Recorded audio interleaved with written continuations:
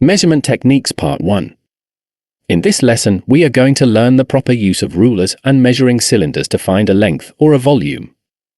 We will see how to measure a variety of time intervals using clocks and digital timers.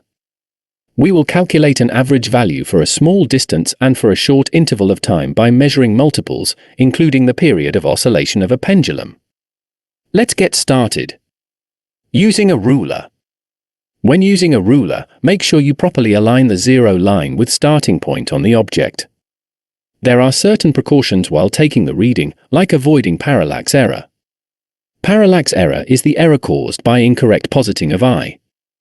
This will lead us to the wrong reading. We can avoid it by seeing perpendicularly, which means at 90 degrees angle from the surface of the object.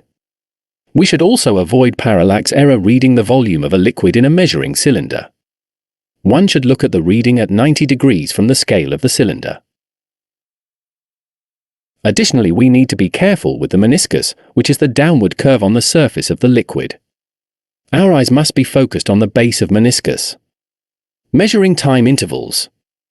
We can measure time intervals by using stopwatches or timers, or simply using clock by subtracting start and end time. We will use the example of a pendulum to understand time intervals. A pendulum is an object suspended at a fixed point that swings back and forth. One swing back and forth is called an oscillation.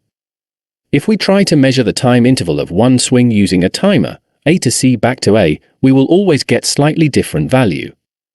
First, we get 3.86 seconds, next, we get some other time. This variation is due to human reaction time error. To reduce the error, we can take multiple values and find the average. Let's take 10 oscillations time. That is minimum. The best practice is to start counting from the middle line. 0, 1, 2, 3, 4, 5, 6, 7, 8, 9, 10,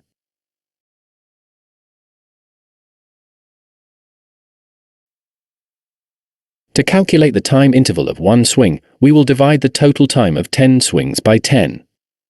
The total time was 39.9 seconds, so we divide it by 10 and get 3.99 seconds.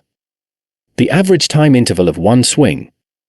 Now let's look at measuring small distances. Just like we measured small interval of time, we will take multiple reading of small distances, then take the average. For example, measuring the width of a small spherical marble. Placing 10 similar marbles between boxes, we take the width of all and then divide by 10 to get average width of one marble. 10 marbles measure 8.8 centimeters, so dividing the total by 10 we get 0.88 centimeters, which is equal to 8.8 millimeters.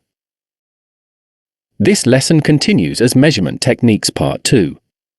See alltutors.com.